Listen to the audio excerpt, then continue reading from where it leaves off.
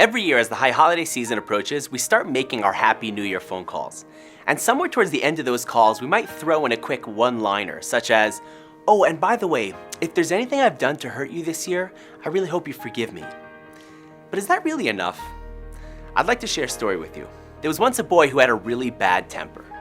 So his father gave him a bag of nails and told him that every time he loses his temper, he should just hammer one nail into the back of the fence.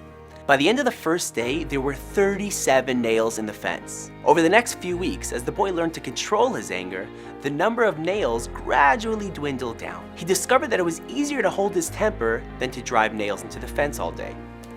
Finally, the day came when the boy didn't lose his temper at all. His father then told him that he should pull out one nail for each day that he's able to hold back his temper. The days went by and the young boy was finally able to tell his father that all the nails were gone. The father took his son by the hand, he led him over to the fence and he said, "You did great. But look at the holes in the fence. The fence will never ever be the same.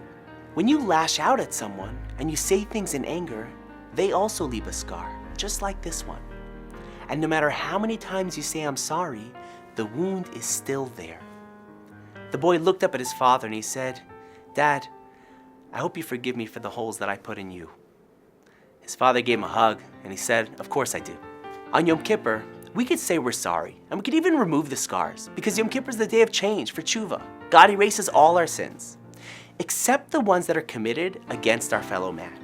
For those, it's not enough to ask God for forgiveness. We have to actually ask the person that we've wronged. But it's not as simple as, "Oh, and by the way, I hope you forgive me." Because in Judaism, when asking forgiveness, one is actually supposed to state what they did wrong, unless it'll cause them greater pain. But this isn't just a lesson for the person causing pain. It's advice for the person in pain. It's not easy to forgive someone for the suffering that they've caused you, but it's also not fair that you have to walk around suffering all the time. The sages teach us that whoever forgives others will be forgiven by the Almighty as well.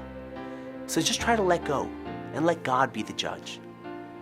This year, before we enter into the high holiday season, think about those that we may have hurt.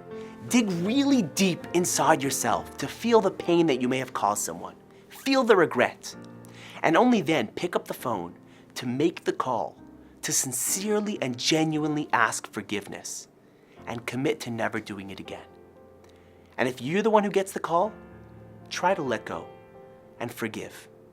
And hopefully, as the Almighty sees His children genuinely feeling for each other and forgiving each other, He too will forgive us and grant us a sweet new year.